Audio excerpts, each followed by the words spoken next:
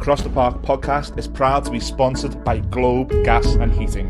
For the best kitchen and bathroom renovations, boiler servicing and repair, and central and underfloor heating in the Northwest, head over to globecentralheating.com and quote Across the Park for a free quote.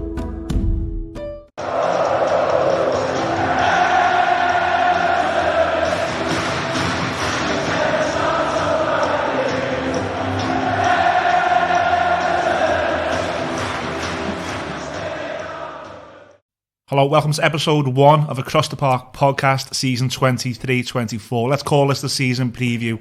Let's hope it's a season that we remember for all the right reasons this year. I don't want to remember this season the way I remember them last and the season before. Time for changes here, and we're going to talk all about what we think should and will happen this season. Myself, Ian Mills, I'm joined by one of my mates, my cousin-in-law, Darren. Yeah. So yeah, cousin-in-law, thanks for coming on. Oh, thanks for having me, mate. You okay, yeah? Yeah, fine, thanks, yeah. Judgy will be back in 2 weeks' time. He's sunning himself in one of his many holiday homes. Who knows where he is, somewhere around the world. But me and Dan are going to talk all about the season. Before we do, thank you as always to our sponsors, Veer Clothing. Thank you to our sponsors, Globe Gas and Heating. Without you guys, we certainly wouldn't be sitting in this amazing studio. Pod Cafe Studios, thanks as well for you guys for having us. We're hoping to be working forwards every week, doing a studio show for you guys. And we'll also do the remote ones as well, which will be with an away fan preview and the upcoming games. There will be a show out on Friday with a Fulham fan, which I hope you enjoy. But until then, we'll look at the season ahead. Daz, before we look ahead, quick look back. I'd never thought this time last year that the season could get any worse than the 21-22, but we were a goal away from going down. It can't happen again, can it?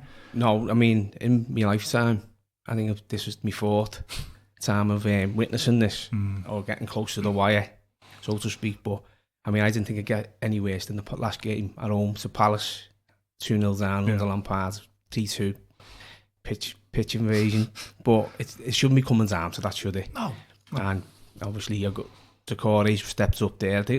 I thought he the last part of the season when he come in, because he got bombed by Lampard. He was about to go to Fulham, wasn't he? Yeah, right. And basically, he's come in and he's had a go, hasn't he? Put the cape on, didn't he? Yeah, he did, yeah. Basically. Comes up with the win against Bournemouth. Obviously, we battered Brighton away, didn't expect that. Yeah. He gets 2. And yeah, players stood up towards the end, didn't he? I mean, well, we were talking last season, I think me and you were having a chat this time last summer, going, it can't happen again, and it did. Yeah. We're here now saying it can't happen again. For me, a big factor in why I don't think it'll happen again, and I'll put my neck on the line, I think we'll be okay this season, is the manager. Yeah. I get why there's some critics. I get the style of football is not probably the style of football that I want to watch Everton forever. I don't want my kids to watch that style of football forever. But for what we need to do this season, which is survive, for me, he can't really. He's the perfect man for that. I think so too. It's creating stability again. We've gone backwards, haven't we? And I mean, I go back to David Moyes. He come in and created stability. Yeah. And I think we had 10 years of that. European trips, and should have finished 4th, and we got conned out of that, didn't we? But, well, Champions League anyway. Yeah. But yeah, no, I think he'll come in, so I don't think he'll take any messing. And I know Dwight McNeil, I've different reports about him, but maybe like towards the end, he was getting the best out of him as well. Yeah, I think the style of football he implemented helps the likes of McNeil. Now, I think when McNeil came in, up until around January, February, it was McNeil and Morpay. Them two are terrible. Now it's not McNeil, but I think that's down to the manager.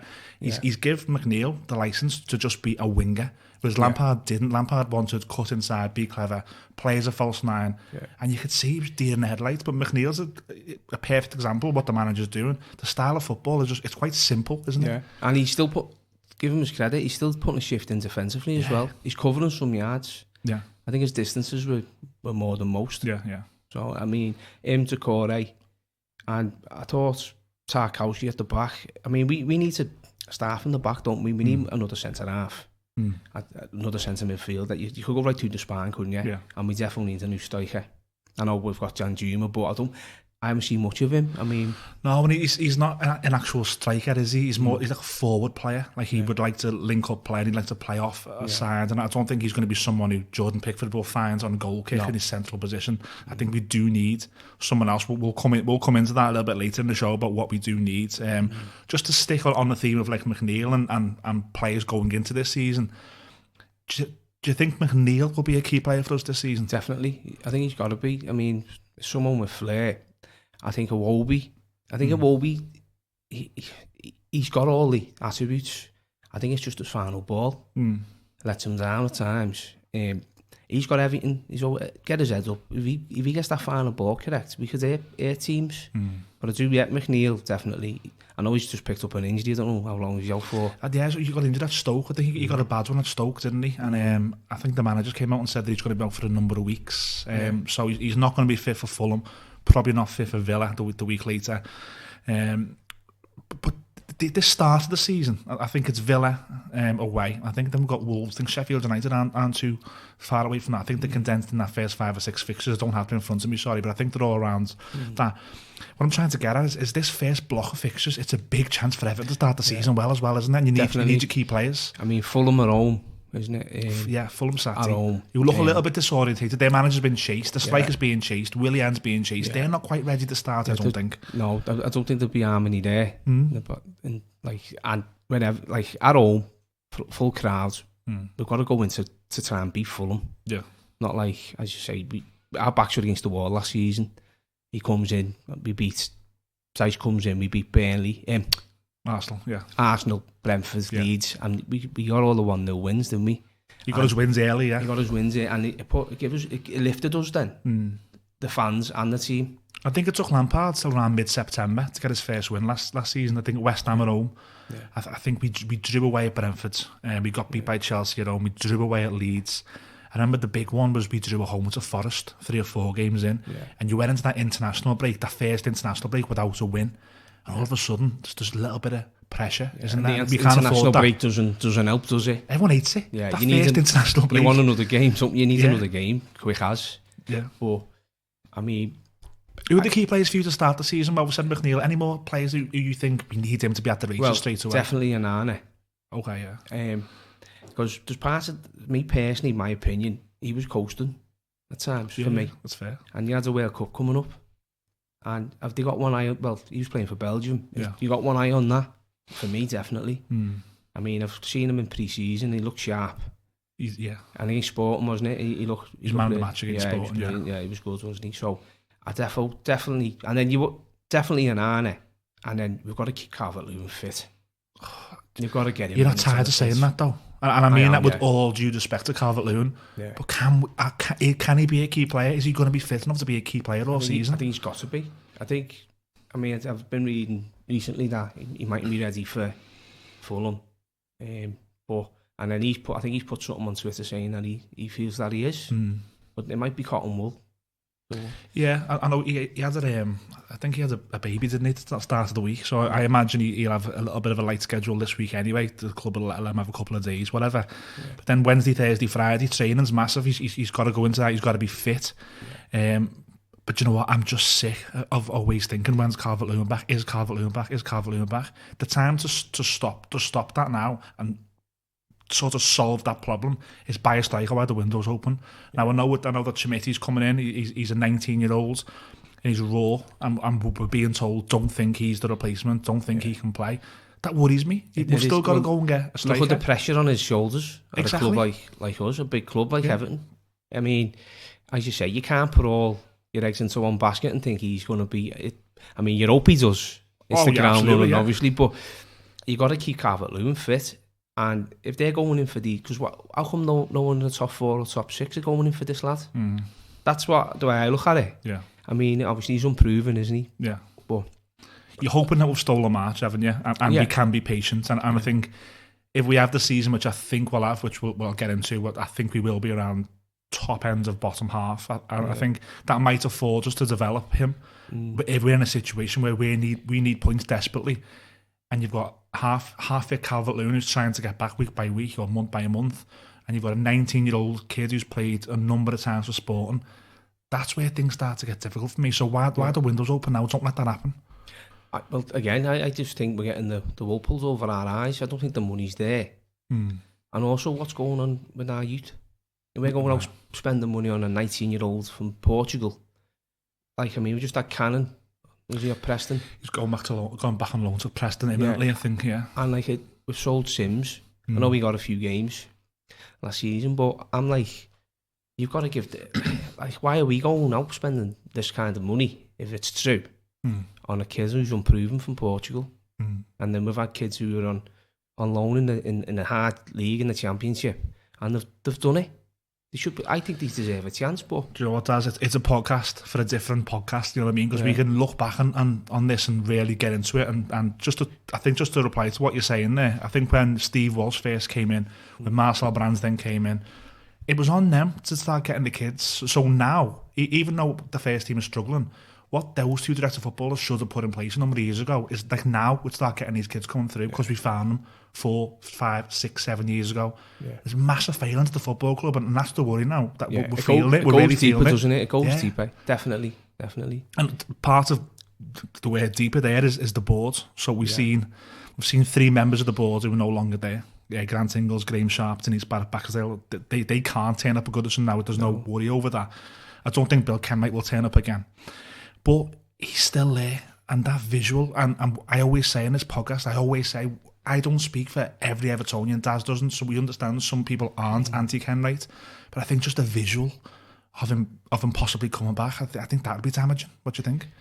Definitely, because, I mean, I thought that the fans were hung out to dry. I mean, I know the press, he's probably got friends in the media, and I thought we were hung out to dry. I mean, the leaking reports that Baxendale was put in a headlock. I'm not having it whatsoever. I don't think anyone was.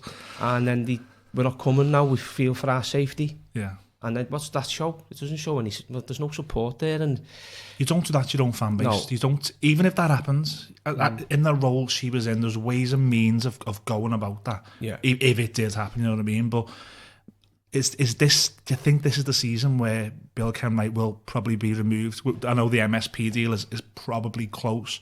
Do you think this is the season where he does? I think because if they come in, what other options has he got? He can't chair that. He can't be top of the board. He can't chair that board. No chance. And obviously what happened last season. Yeah. There was no class in that. It was embarrassing. And I mean, Graham Sharp. I mean, I'm not slagging Sharpie. Obviously, one of our heroes. Yeah. But I mean, it sounds like I listen to Stubbsy and that. They're all yes men. A long history of appointing yes men, and that's what you can't have that, because it's like in any job, you can't just have yes men. Me and you, if we're making a business decision, me and you, and we're partners in a business, and we're always thinking the same, and we're not challenging each other, and there's no new ideas, there's no fresh ideas, there's no what ifs. It's not going to benefit. Just no one, go stale then, doesn't it? I'm just saying yes to all your ideas. Just going to go stale. I mean, we'd be dumb anyway. I'd be dumb anyway to do that, wouldn't I? But you know what I mean? Isn't you need someone in there? So I think if MSP do come in, I think they'll probably want to appoint either their own chairman or someone from within to be the chairman. And I also think they'll probably need to appoint a chief executive to take over that role and try and challenge, internally and make things better, because we're not recording too far away, but in the amazing Pod Cafe Studios, which is not too far away from Bramley Moor. That looks unbelievable. It does. You now need people who know what they're doing in there. So not only do we need people who know what they're doing on a football pitch and to make the football team successful, you can't let that go wrong now. You need people to go and get the best revenue, drive the best revenue, make the best decisions to make that the game changer for us. Definitely. And then you progress, and you want natural progression, and you want to be playing in the top league in that ground. We just cannot have what we had last season. No chance, and the season before. And I don't want to sit here next summer, if we're doing this again next summer, I don't want to sit here and talk about the boards. It should be a non-factor. Yeah, it should be sorted, shouldn't it? I mean, the guy appointed Rafa Benitez. So, I mean, don't get me wrong, I want them to... Every manager who comes in, do you want them to succeed? You want them to win? And he started off okay, and then it was basically, I think it's just stubborn tactics, and it went as soon as a few losses come in, that was it, wasn't it? That decision alone... It's crazy. If you're going to just say one legacy of that era, it's that someone that the owner appointed Rafa Benitez to manage Everton. It's and even that crazy. sounds horrible now, and I've lived through it. Yeah. It's like that's the example of how bad it actually was. And that's no disrespect to Rafa because he's a good manager, but some things just don't fit, and it can cause chaos. And to come back from that chaos can take such a long time. That's not the sole reason we're in here. The point I'm getting at is the owners made such bad decisions that we're suffering now. We have spent the money, haven't we? And I think with Koeman, he spent a bit, didn't he? I think it was Sigurdsson 50. Don't get me wrong, I thought Sigurdsson done okay. Yeah, 45 on Sigurdsson, then it was Klassen, Schneidlin. Klassen was a flop. Balassi. Yeah, a lot of money. He got injured, didn't he? He had a bad knee injury, but he was a flop, wasn't he? And again, whether it's the manager or the director of football making those decisions, someone's got to be there to challenge them decisions and go, can we really not spend better than 25 million on Yannick Balassi? Yeah. Gylfi Sigurdsson's a good player for Swansea, but for 45 million, let's get a pot of tea and a DVD player out and let's just see what's out there. Yeah. You know what I mean? It's simplistic. That I remember when it dragged on that, and then we ended up giving into obviously Swansea's demands. Yeah, we started about 30. Yeah, and we ended up at 45. Yeah. But every time Everton are going in for these signings, it just seems to drag on all the time. Like I don't want to talk about Liverpool, but when they signed Jota, it was done and dusted. Yeah. I don't even think there was a rumour of it. No. Next minute it was there. Yeah. And like it's got, as you say, it needs restructuring. Yeah. Right deep, right in that board, it needs restructuring totally. It does, and this year, this season of 23-24, I'm really hoping will be the season that's done. And again, we don't need to talk about it. It's a non-issue. If we fail on the pitch this season, let it be because the players and the manager, something that we can address and work around and improve, not this mess behind us that's dragging us down. But going into 23-24, how are you feeling in general when you look ahead to the season and you're getting back to Goodison on Saturday? How are you feeling as a fan? Me, obviously, you got to be optimistic. Like again, as you say, we can't have another season like that. No, and in your heart, well, me personally, I think obviously teams would have come up, Luton, Sheffield United. I think Wolves are going to struggle. Just the manager's just walked, hasn't he? Because he's not happy with his own board. FFP's got them as well, hasn't it? They're limited by it as well. Yeah. But me personally, I don't think I think we'd be in the bottom half, but I don't know, 13th, 14th. If we win more games at Goodison. Yeah, we make Goodison more of a fortress, and we've got to get off to a flyer on Saturday. Yeah, and again, that's going back to what we just spoken about, to be able to start the season well. And let's not go because the transfer window is open for the first 3 or 4 games. Yeah. Let's not be chasing our tail on deadline day going, there's 3 opportunities just gone there. There's 3 games where we arguably should have got points out of and we haven't. So I think Fulham's a good start for us. I'm jinxing it here, but I think Fulham's a good start. And I think we've got a lot of chances to be around 30% in the season, October, November, to be in a good position. And then I think there'll be times where we have that lull. Which team won't? There's probably one team in the league that won't have a lull this season. Everyone will have that lull, and I think it's important for us as fans to maybe not panic. I know. Again, we said this with Lampard this time last year. If them bad results creep in, it'll happen. It's natural, isn't it? It is, but I really hope, and I'll be on this podcast in December shouting "I shout" if it goes wrong. That's the kind of fan I am. I'm a reactionary fan, but I really hope it doesn't get to that. I really hope that we can just see the bigger picture here. Everton aren't going to qualify for Europe this season. Everton aren't going to win the league this season. That's just unfortunately how it is. But let's accept the fact that it's rebuilding. Let's accept the fact that let's just win more games and be safe. I'm happy. Like I look at James Garner, and like another key player for us. I think he's going to be massive this season. He's a good player. I mean, I watched a bit of the under-21s. He was outstanding. At right back, wasn't he? Yeah, right back, and he can do that. Right, he filled in for us at right back when Seamus got injured. Yeah. Midfield. I think he might start with Garner and Arnold in midfield, mate. Maybe. Possibly. And then if Patterson's fit. Because I think he's another good player, mate. You've got to keep him fit. He's had no luck with injuries. I do generally think Patterson's a good player. It's a big year for him to stay fit. It is, yeah. Because this is the 3rd year running where he can't get fit. You've got the Calvert-Lewins about you again, where you can't rely on him. We've got to replace him, which some fans do say about Lewin. We were so hampered by injuries last season. It was unbelievable. I know. And as you say, we never had a fit number 9. We had no fullbacks or strikers against Bournemouth. Don't get me started on Mopey. We'll not talk about Mopey. I don't think he'll be here long. You know, I think of the rumours of Chimiti coming in and hopefully another striker. I know we've been linked with Daka from Leicester this week. He's quick. I think he come on against us, didn't he? He's quick. I think with Mopey, just a little sidebar on him. I just don't think it's a fit again. Like again, with the Benitez thing, I'm not saying Morby is a terrible footballer because he scored Premier League goals, and in the Championship with Brighton, he was one of their most important cogs in getting them up. It just doesn't fit, does it? No, it doesn't. I mean, as you say, when he was at Brighton, every time I seen him play, I thought he's good him. Yeah. He puts himself about, and now it's just like he hasn't got a yard of pace. He's got no pace at all, and to me, he doesn't even look like a striker. I was watching a YouTube, and he was taking a penalty, and he runs with Dyche, and he's hit the penalty, and he's kicked it. He took it like a foot at the pitch. Proper Everton. Oh, I was like, he's a professional footballer. Like. Look, I don't think he'll be there much longer, to be honest with you. But again, we know what we need. Let's just go with the team without these additions. We want a striker, we want a centre half. We probably need a winger. But as the team stands now, what do you see the team being going into the season? How are we going to set up? Will it be James Garner on the right, or just try and shoehorn him into the middle and maybe lose it to Corey or a guy? Yeah, well, I think it's like as you say, it's a guy. He's what will he be now? 33. Yeah. I mean, don't get me wrong. I think he's quality. He is a quality player. I mean, he's not the same player who left us. Of course not. No. But I mean, I think if Patterson fit, you put Garner in the midfield. Michalenko, no. Play Ashley Young left back. Ashley Young, I think that's why he's been brought in. Yeah, it's fair. It is, isn't it? And he's experienced. Who's partner of Tarkowski for you? Because you've got three of Godfrey, Branthwaite or Keane. I think Branthwaite gets a chance. You'd give him a chance, yeah. Because don't me wrong, I was a big fan of Godfrey when he first come in. I thought he's going to be England, and I know he got injured and.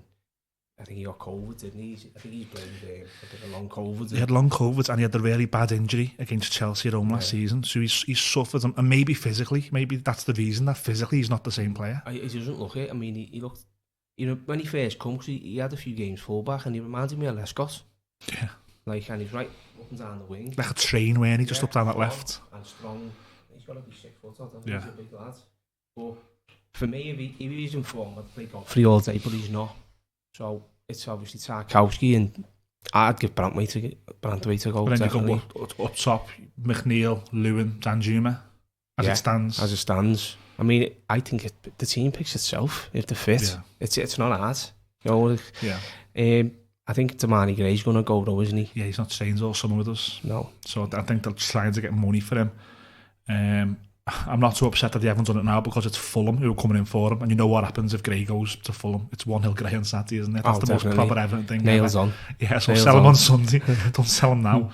But yeah, I think the fact that's a really good point there. The team picked itself, and that's why we need additions, because you spoke about the Garner guy there, and I agree with you. What a quality player he's been for us.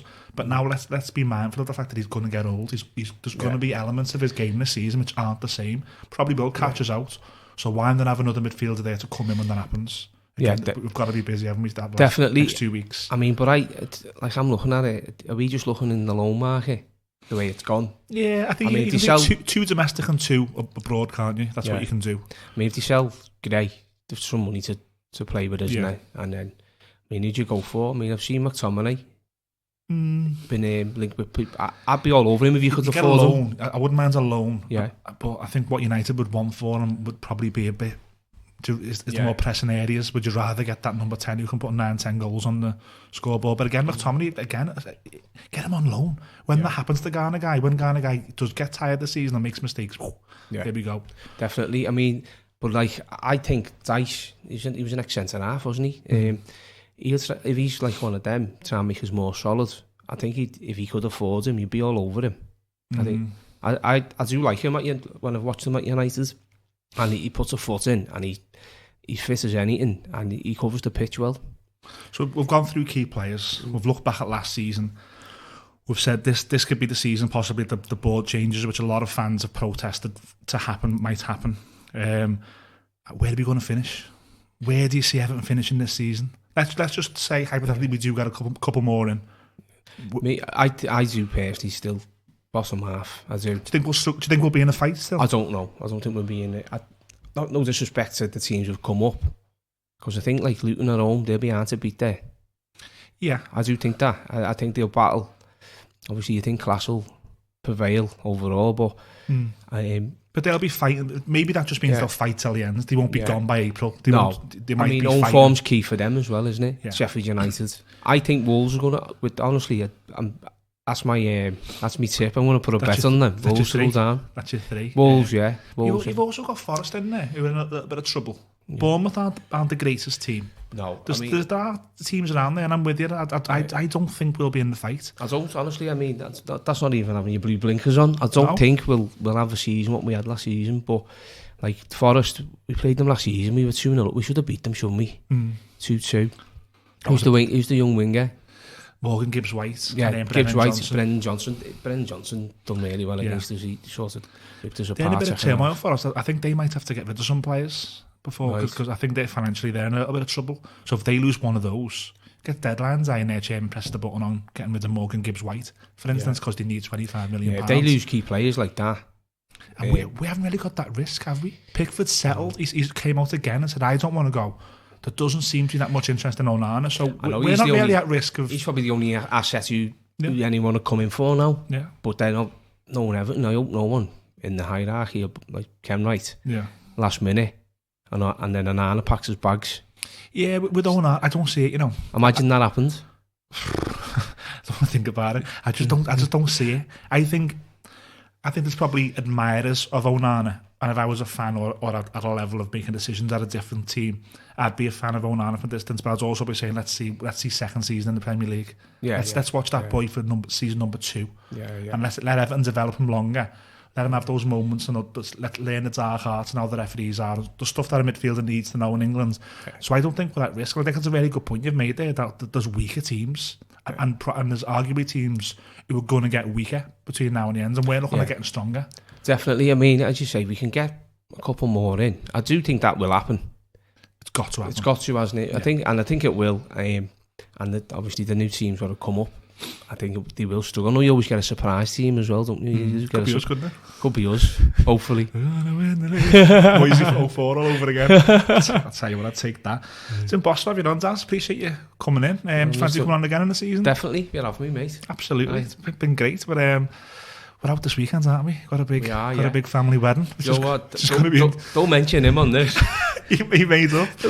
I'll get ripped by the lads in work. I'm looking forward to it. We've got Saturday, haven't we? So we're at the match Saturday. We've got a big family wedding Sunday. So we have, yeah. Have a good weekend. Thanks for coming on. Nice one, mate. Thanks, you. Thanks everyone for watching Across the Park podcast on YouTube. Before you do, press X or press escape and go back to normal life. Please hit like, share and subscribe. It really does help us. The subscription button is one of the reasons that we're down at Pod Cafe, that we've got an audience that we can go and show people, come and work with us. So please share, subscribe and like the videos. If you're on the audio podcast and you're listening on the audio, whether you're on the run, in the bath, on the commute, hop on over to YouTube, please. Please give us a follow on there. Even if you don't watch us, even if you continue to listen on the audio channels, please subscribe to YouTube. Until then, this has been the season preview. Myself, Ian Mills and Darren. Thanks for watching. And as always, up the toffees. Up the toffees.